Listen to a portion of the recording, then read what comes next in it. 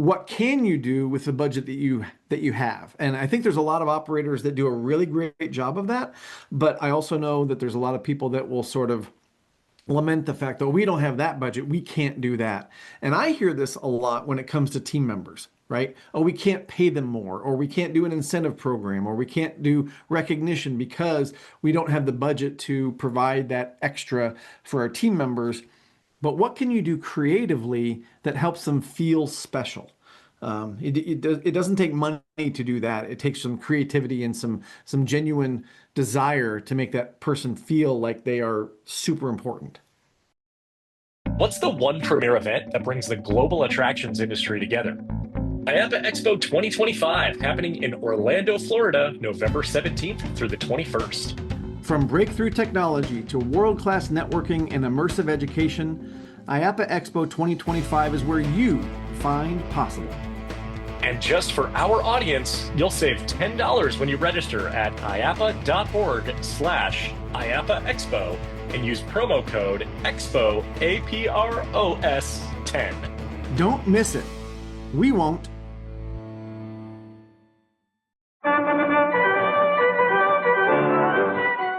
Welcome to the Attraction Pros Podcast, where we discuss the latest trends and challenges facing the attractions industry today. We chat with some of the top leaders in the field and provide resources that will help develop your career in this great industry. I am Josh Liebman. I am obsessed with the guest experience and helping attractions make that their top priority for success. And I'm Matt Heller. I am passionate about organizational effectiveness, leadership development, and employee engagement. Now sit upright, hold on tight, and get ready for the Attraction Pros Podcast. Hey, Matt, how was CNC 2025? It was fantastic. Oh, good to hear. Yeah. Is that all you wanted to know? Yep, I just wanted to ask that question just to hear you respond to it. Okay. Yeah. Well, thank you everybody for joining this episode of the Attraction Pros podcast. Yes, it was fantastic. It was fantastic. It was I really threw you off here by not just asking how's it going. a little bit. But it was amazing. It was immersive. I'd love to share some lessons, some takeaways. You want to do that? Yeah. So for those who are new to the Attraction Pros podcast, this is an annual episode where I get the pleasure of hearing about Matt's amazing coaster trip and all the places that he went to and all the coasters that he rode and probably a lot of great food that he ate along the way and I think some great people that he met. And this trip was a little bit different than most of them, wasn't it? It was. And so if you are new, CNC stands for CoasterNerdCon, and it's been going on for about 15 years or so. And myself and two friends pick a spot typically in the US, and we go to as many parks as we can, ride as many roller coasters as we can. Well, a couple of years ago, we started talking about what if we took this trip to Europe. And so a lot of talk, a lot of Zoom calls, a lot of planning, and we ended up doing that this year. We started off in Amsterdam, so we went to the Netherlands, we were in Belgium, we drove through Luxembourg and France, got to Germany, and then back to Holland, and then flew out of Amsterdam back home. But a lot of takeaways, a lot of really cool stuff. The parks that we went to, we ended up doing 8 parks in 8 days, although it was not a park a day. There were some parks that were multiple parks on one day, and then some parks were large and had a lot of things to do, so we did multiple days at those parks. But we started at Efteling in the Netherlands. We also went to Plopsaland, Belgium, Wallaby, Belgium, Europa Park, Plopsaland, Deutschland, which is formerly Holiday Park, Phantasialand, Movie Park, Germany, and Wallaby, Holland.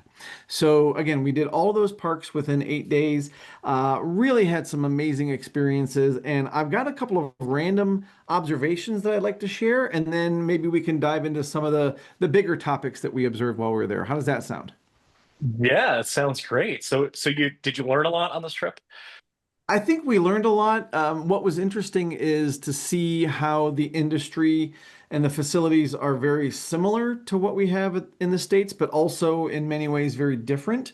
And I think a lot of that is cultural. So we spent a lot of time in Germany and got to know kind of the German culture of what that looks like in a theme park, and it's a bit different than what we would expect here in the U.S.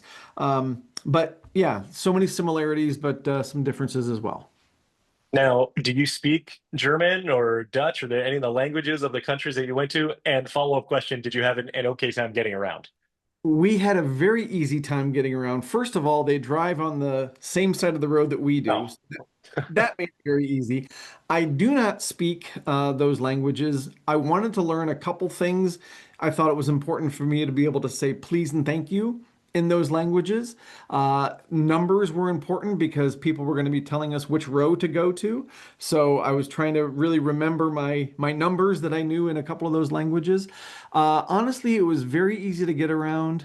I had Google Maps on my phone, so I just popped that up and I followed the blue line. I wasn't driving, my friend Alan was, but we followed the blue line. And even if you didn't know what the name of the road was or whatever, you could match up what it said on the app to what it said on the sign, and that's where we go.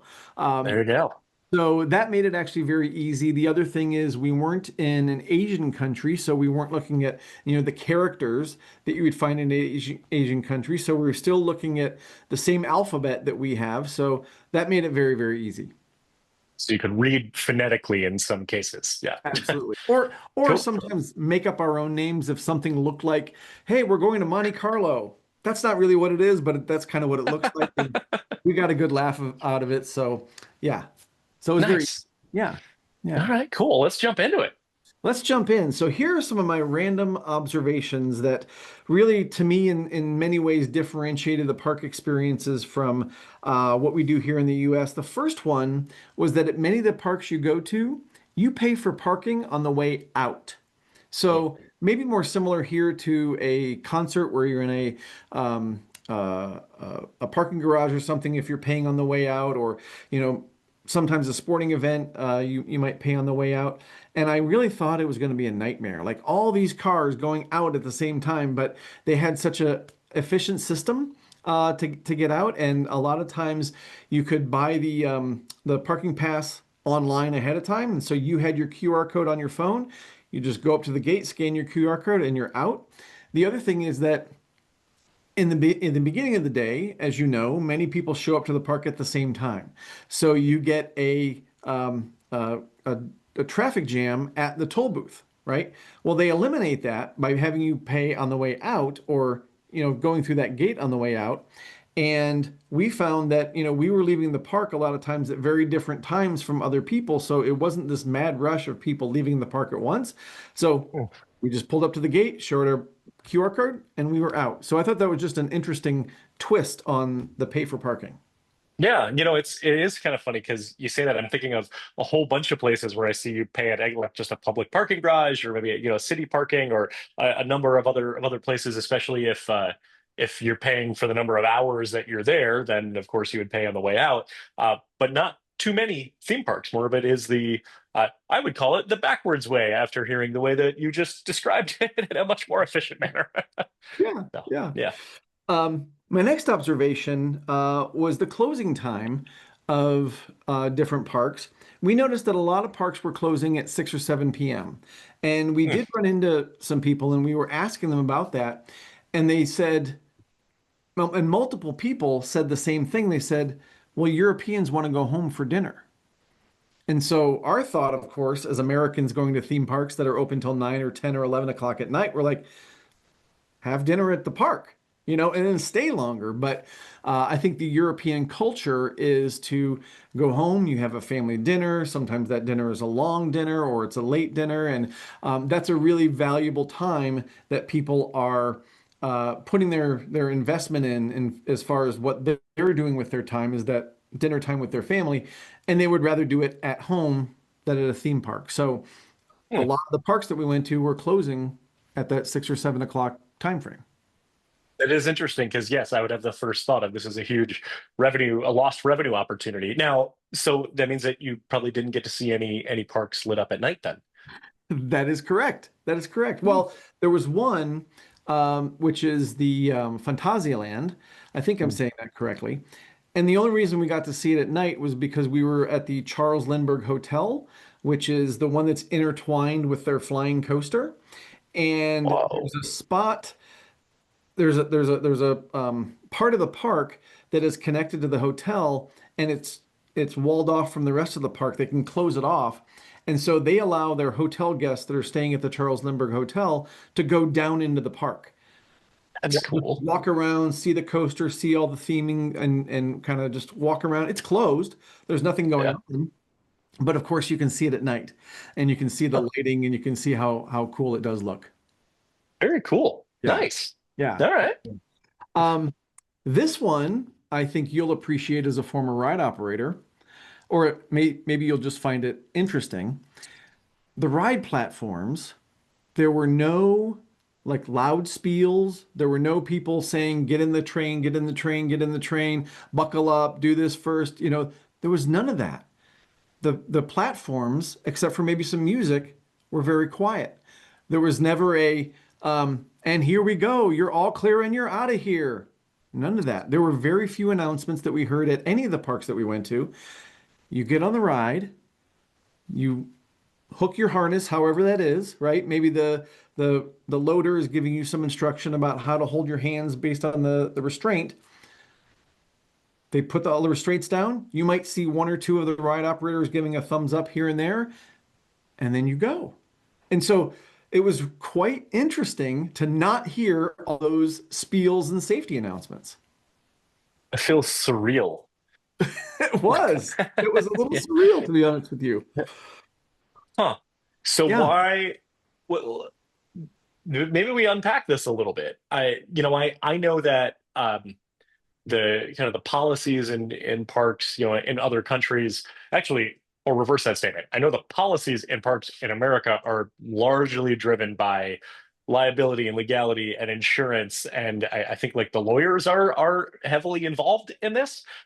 And I guess from our perspective, that is the safest way to operate. We might look at a park like that and say, is this as safe as our parks? But it probably is.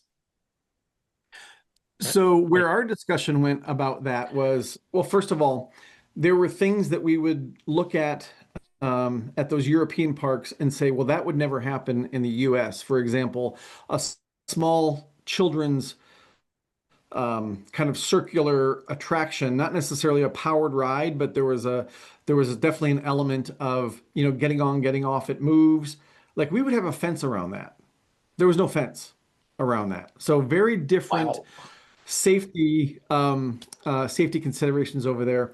And again, where our conversations went to was in Europe, they're probably not as litigious as we have gotten here in the States. So Right. maybe there's more personal accountability, whereas somebody says, "Hey, something happened, to me. I got hurt. I slipped and fell. It was my fault. I screwed up." Whereas here, we're reacting to the fact that somebody's now going to try to sue the park, unfortunately, when that happens, because they've seen other people get paydays. So Hmm. that's kind of where our conversation went to. If there's anybody in the European parks that has a different perspective on that, I'd love to hear it. But that's kind of where our thought process went. Interesting. All Yeah, right. yeah, yeah, yeah. Um, So this one, we may have said something like this in the past based on going to foreign places, but laughter is the same in every language.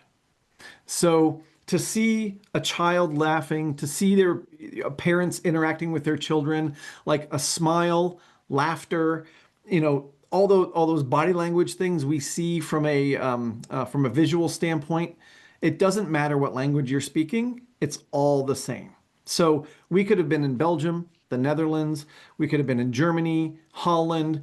If you see somebody smiling, if you see somebody really enjoying their ride, putting their hands up, laughing and things like that, the nationalities go away and they're just a human being, which I thought was kind of a cool observation.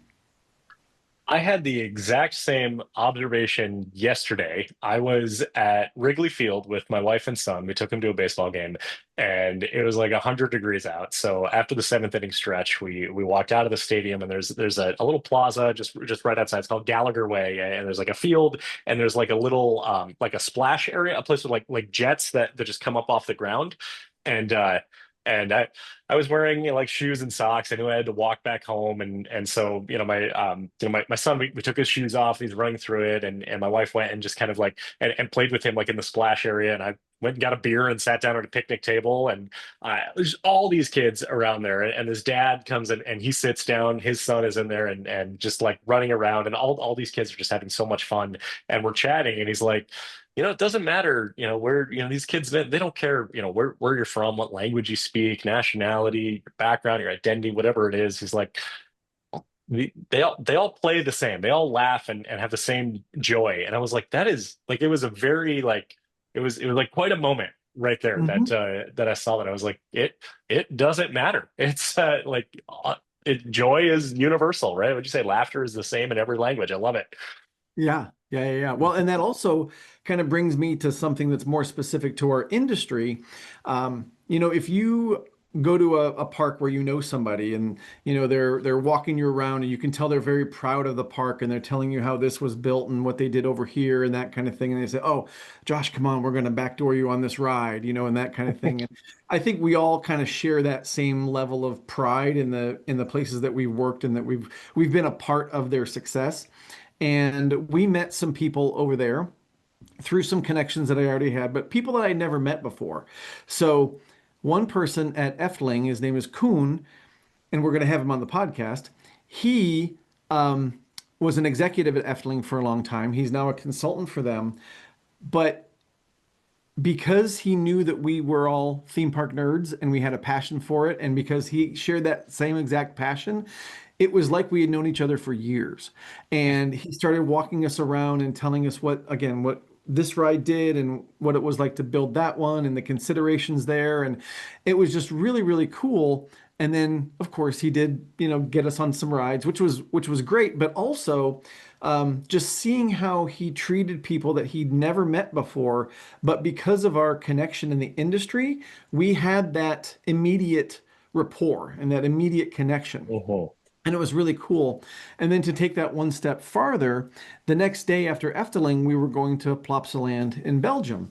And Koen said, "Hey, do you know anybody there?" And I said, "No, no, no contacts there at all." He said, "Well, let me see what I can do." So I got a WhatsApp message from Koen and it said, "I'm introducing you to a guy named Yella, and he's going to meet you at the park."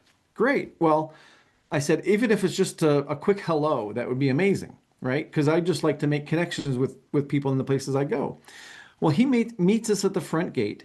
He walks us into the park. He backdoors us on all these different rides. Again, never met him before. Didn't know him, from anybody, except for the WhatsApp message. But once he again found out who we're friends of Coons, all these different, connections. He's like, "Well, you must be one of us."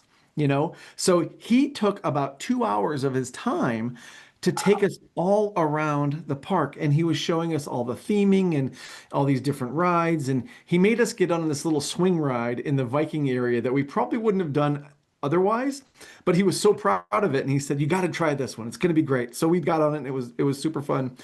But one point, as we're walking through the park, we see this gate that you could tell was like an employee gate. And he goes, "Come on, I got to take you backstage." So it was their 25th anniversary. And he took us back into this massive garage where they had the floats that they were using for their 25th anniversary parade.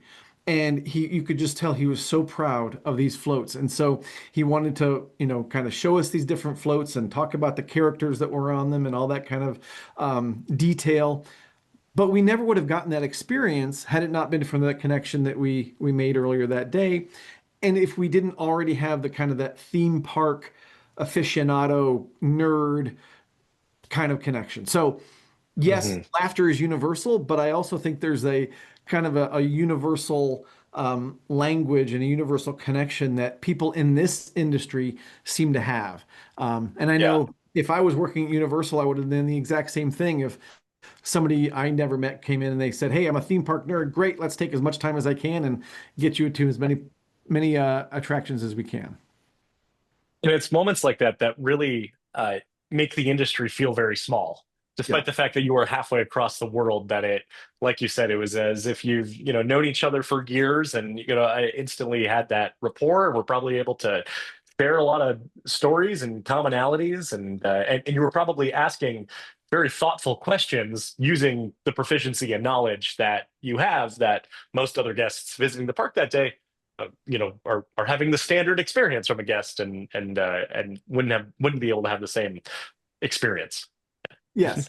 Yeah. So I think one of my takeaways from that is if you are going to a new theme park and you can find a connection that can, just have somebody that comes out and says hello, if you're in the industry, you never know where it might go. They may just come out and say hi, and maybe they've got a meeting to get to and they've got to go. Hmm.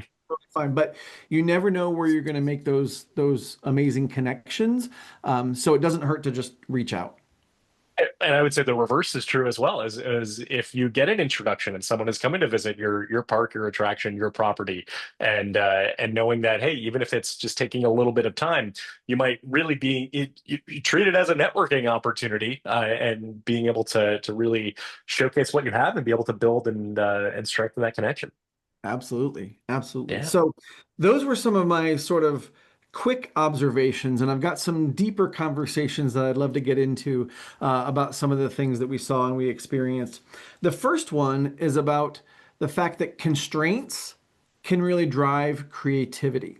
So, two of the examples that we have, Efteling, we learned from Kuhn is that they are run by a foundation, and I think it was back in the 50s, this foundation said no more than 12% of the land that we have can be developed, which means that all the rest of the land has to be left natural. So forests and greenery, and you could tell walking through that there were parts where you didn't know that there was a roller coaster over there. Like you're walking through what looked like a forest and a really cool path.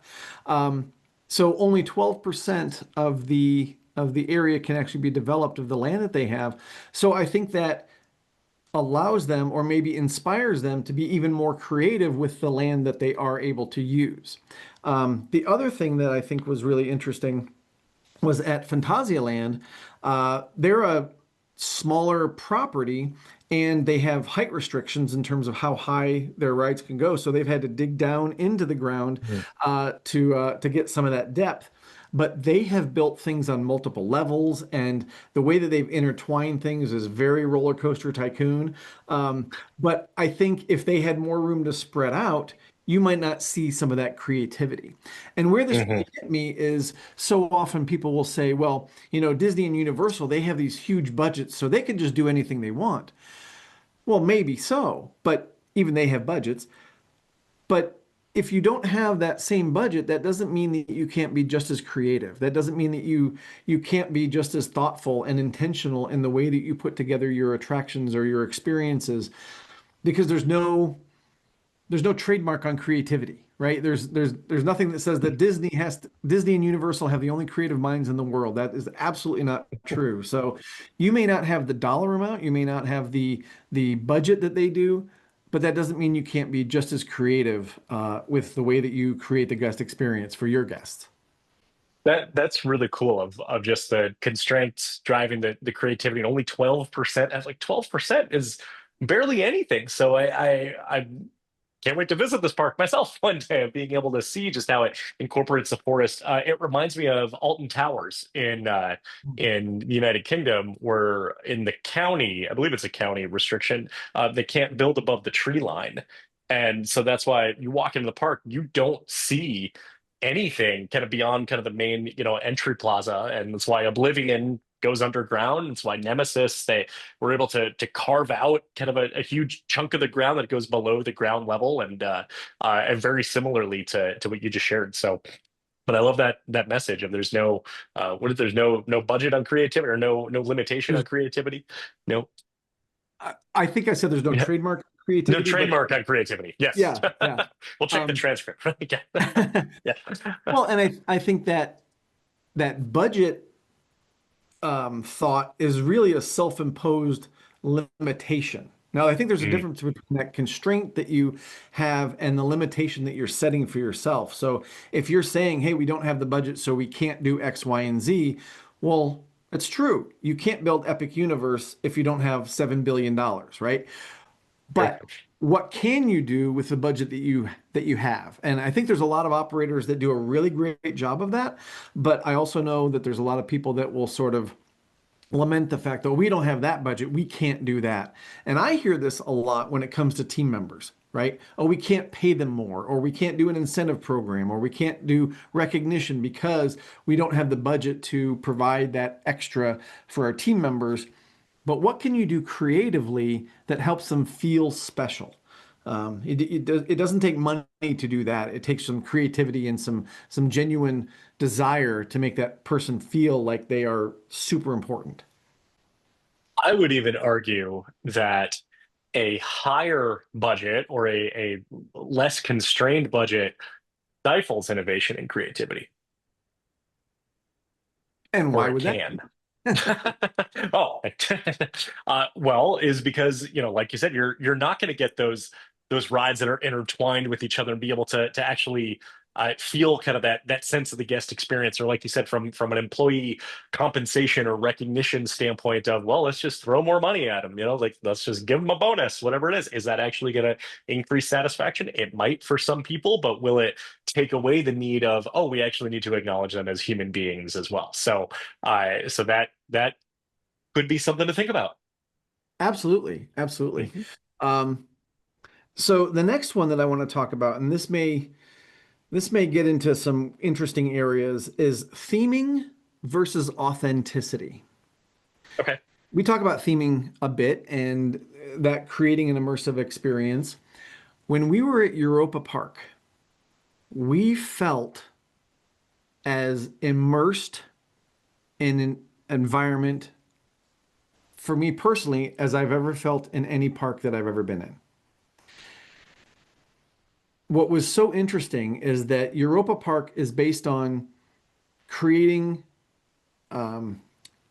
lands that exist already in Europe, right? So you've got Italy and you've got Iceland and you've got Germany and all these different lands, Greece. And when you walk into those areas, at least for me, I truly felt transformed.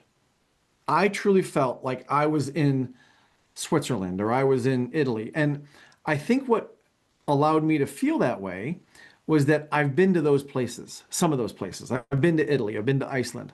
So when I walked into the Italian section, like this is exactly what Italy looks like. You know what I mean? So there was nothing that kind of pulled me out of the experience.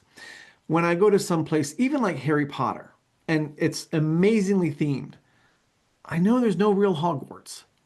I know that there's no real area. Like this is supposed to transport me to, the Harry Potter world, which I get, or Star Wars or whatever the land might be. But there's something in the back of my mind that's saying this is a manufactured version of something that's not real anyway. So Mm. maybe I shouldn't be thinking that way, but that's part of what goes through my mind. Of course, it's very real. Galaxy's Edge is amazing. Harry Potter is amazing. Epic is amazing.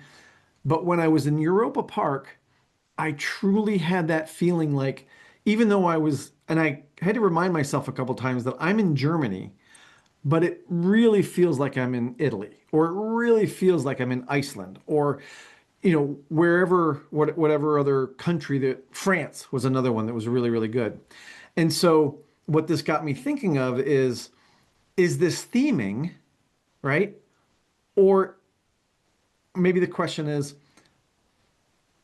when theming is so good that it becomes authentic, is it actually theming anymore? Mm. It crosses into a zone of being reality. Yes.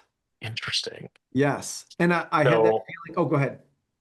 oh, well, I was just going to tie in the word immersive because that is, definitely.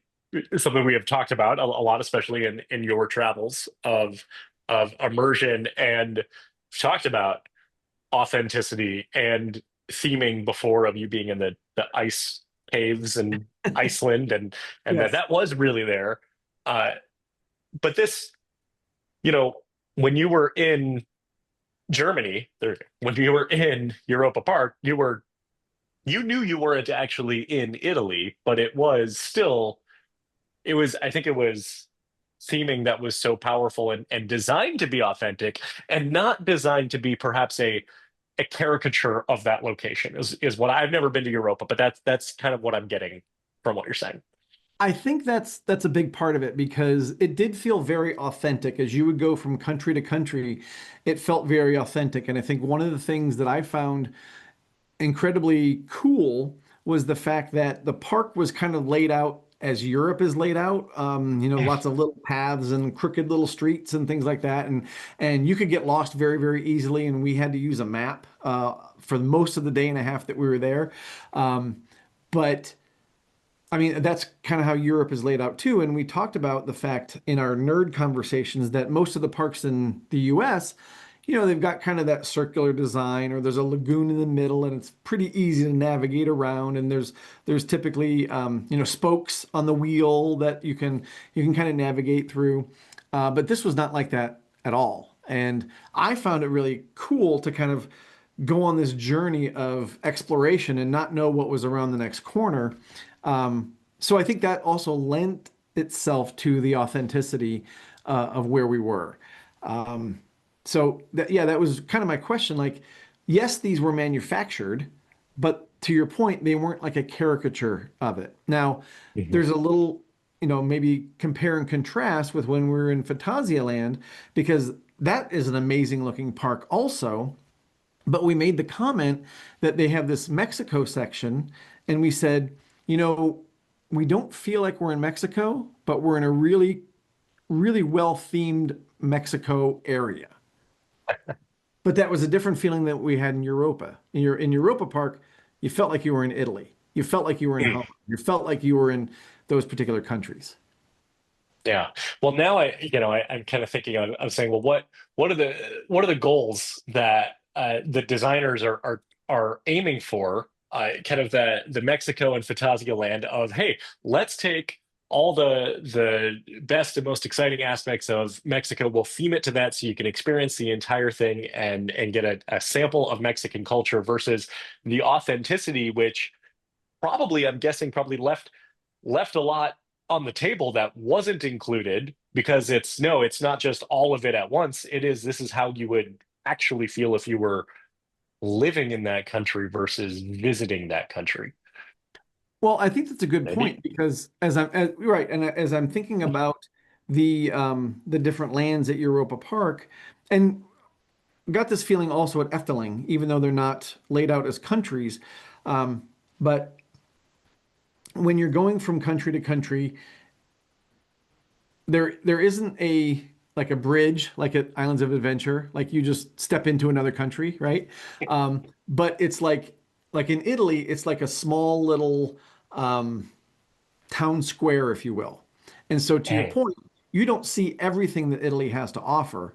You see this town square that has been replicated here in Germany. And that's Yeah. probably, to your point, that's probably what makes it feel real, is that this is not trying to emulate every little bit of Italy, but just one little spot. Right. It's not like, here's the Leaning Tower of Pisa next to the Colosseum, next to the canals of Venice. It's no, this is what Exactly. it would really be like in the small towns. Cool. Nice. Exactly. Yeah. Exactly. Yeah.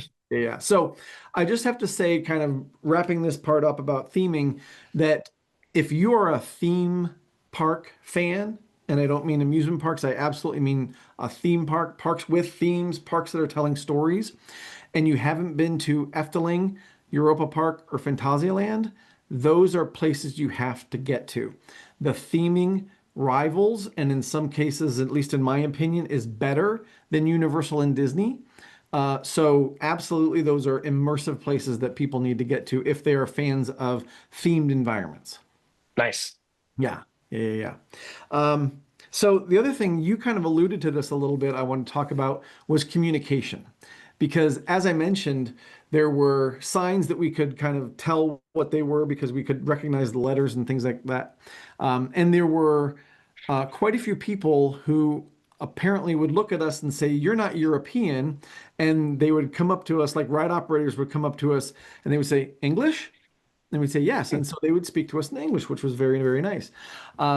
There were, of course, times when that wasn't asked, which we were not expecting. We were not expecting for people to speak English to us. But it was funny when they would just tell us where to go, like, for example, in German, and we were like, okay, I think I know where to go, but what we noticed was the body language was so important. So they may have said, go to, row one, but they were also pointing, with their hand, and they would kind of go in that gesture. And then, especially in Germany, that's where I was really trying to hone in on the numbers. So if it was eins or zwei or drei or vier, right? And I could say, okay, that's what it was hard to translate that quickly, but I could then tell where we were supposed to go. So Hmm. the language piece of it, I thought was really fascinating. That once we got off the plane in Amsterdam, there were very few times when we actually had to speak English, and especially when we were in the parks.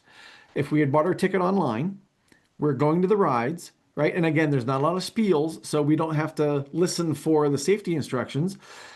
We just kind of do what the person in front of us did. And if there wasn't any interaction with the team member, whether it was in, another language, we kind of still knew what to do. So that was one of the things that I was a little concerned about going to another country. And like I said, I tried to learn a couple of words. I knew I wasn't going to learn the entire, language of all the different places we were going to. But that was a concern of mine that, we weren't going to understand what people said. And I think taking that back to the body language and even the smiles, that really helped us kind of get around and get along with the environment.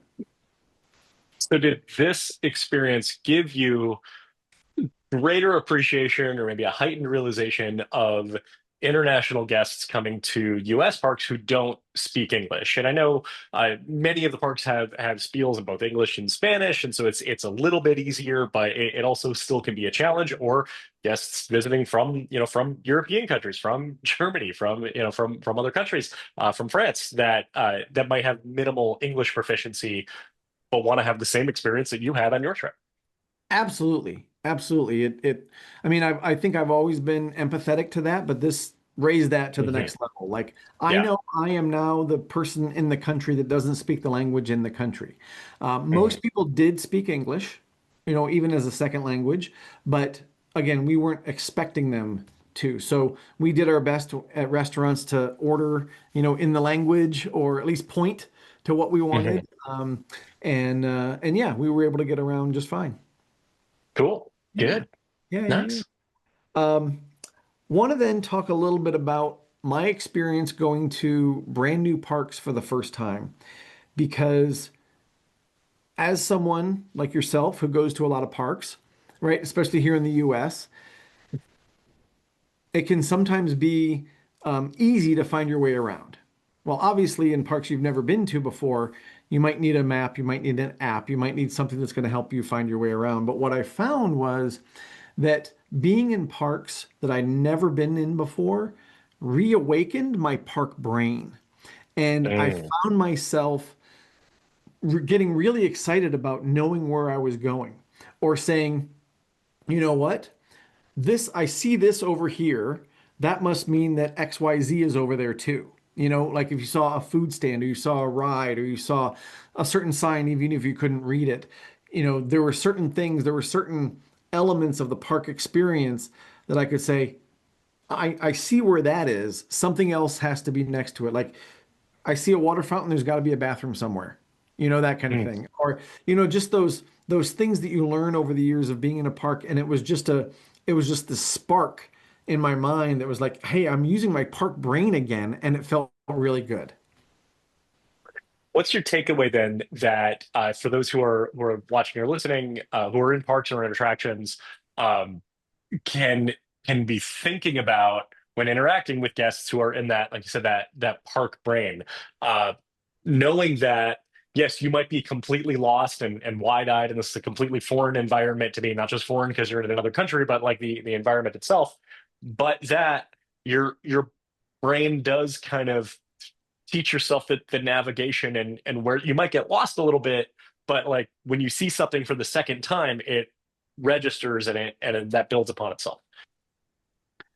So I think my takeaway is that, like anything, if you don't use it, you're going to lose it, you know? And I really felt like this is again a part of my brain that had been awakened that hadn't been used for a long time. And maybe it was a directional part of my brain that I like to kind of find the right direction to go to for places, or just associating things that I knew, or maybe it was just that I was getting more familiar with the park and more familiar with where I was going, that I was now not having to rely on the map as much. Oh, Mhm. there's Germany, so we got to turn left here to get to that ride or whatever it is. So I don't know that there any more deep takeaway than that, but just that, Yeah. there's parts of our mind that we may not be using, that we can reawaken. I wonder, kind of, as I think about this, to say if you are always taking the same route through your property, go a different way next time. Park in a different part of the parking lot. Take the long way. Take a different route. Don't go back of house. Walk the way a guest would walk, and maybe you'll realize, you know what, we could add more directional signage right here, or something like that, or like this is the hang up where guests get lost a lot, or this is. I see people who I'm overhearing a conversation of someone looking at the map and actively walking in the wrong direction, and thinking, all right, how can I help do that, but also knowing that they'll figure something out eventually, or they'll be extremely lost and flustered and frustrated. That's right. That's right. And Yeah, they'll never find their way out. they'll Exactly. never exactly. Yeah, Exactly. No, but that's yeah, that's a really good point about going on different paths to get to the hmm same place, because you're going to see yeah, things you don't typically see. yeah. Um, so the last thing I want to talk about is doing the things that you don't have to do. And we saw Mm. this especially again, I mean, in a lot of parks, such amazing theming. Um, Plopsaland in Belgium had amazing theming, but doing the things you don't have to do. For example, Voltron is one of the new coasters at Europa Park, and it's an amazing coaster. But what they also did was they built an area underneath it for you to observe the coaster. So instead of having like walls up, like we would probably have in the States, a big fence that closes off the ride envelope, you can actually walk underneath the track, take pictures. They have built a themed um, platform that you can walk up some steps, and so you can kind of get a bird's eye view of part of the track, and then you're kind of underneath another part of the track, so you can get really cool pictures. And there's a seating area and benches back there, and it's almost like this hidden little gem that if you didn't know it was there, you would never find it.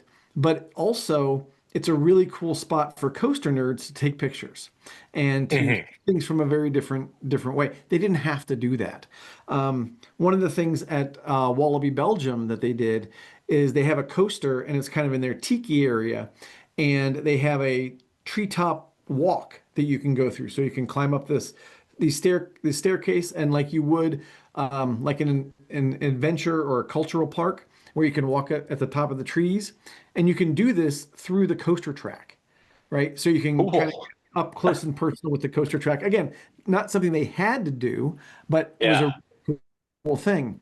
Um, at the Voltron queue at Europa Park was just amazing. Again, thinking about what they didn't have to do. First of all, this building was huge, so it was all enclosed, so people were out of the elements, which I know we do that a lot over here as well. But there was a whole show that went on in the queue. So I know we've all seen queue elements and things like that to kind of take your attention, but there was a whole show of guests that were on a train over here, and they were trying to get them through use of electricity over here. And then there was these three massive like air vents at the top that would shoot down lightning bolts, and they had music that went along with it, and this was just a queue of Voltron. Were these live actors No, they weren't live in the show? actors. Okay. No. But it was amazing. Like it was just so cool. And then they had this little what you might call like a wild mouse type of coaster. And in the queue for that, this was in the Switzerland area, they had all these dioramas of family life in Switzerland, And you might think, well, it's just a little wild mouse coaster, but they still themed it all out. They still told that story, which again, they didn't have to do. At Wallaby, Belgium, they had benches like right when you walked in, and it was like the bench was made of these massive colored pencils, that were all put together that created a bench. And one kind of on the other side of the walkway were typewriter keys that you could sit on. But that was the bench; those were benches, right? You could sit on those things. One of the coolest things at Wallaby Holland was they had these guardrails, like you would on a road, just like metal guardrails. And on two of them, they made it into a loop, and then it continued. So it was going straight along, and then it went into a Ah, loop, and then it went along. So they're embracing their theme park identity there. But it's yeah. those little things that you don't have to do that really enhance the experience. So those were a lot of things that we noticed. Yeah, I think it really it respects the, I would say, that not just the guest experience, but just the visitor experience, that you're here. Yes, you want to ride the rides, but you also want to take in the environment. I think I mean, in many cases, this is the differentiation between a theme park and an amusement park, but it's also just about those small touches that are added to it that make the ticket worth its price just by being there.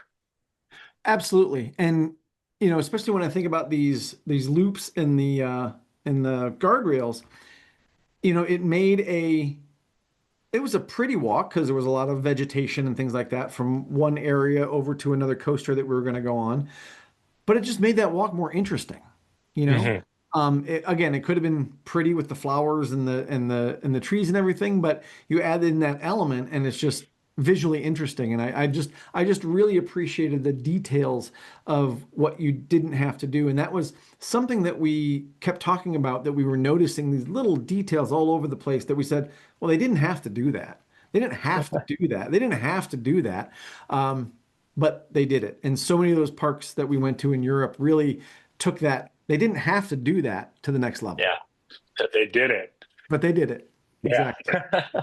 Very cool. Very cool. Yeah. Those are some really good takeaways. I Yeah. appreciate it. I always look forward to this episode, even though it makes me like I'm living vicariously. I love following you along on social media during the trip and hearing all that. And do you have a 2026 already mapped out, or you have a region We selected? uh we will most likely be back here in the States, probably the northeast-ish, kind of Knoebels to Cedar Point kind of area.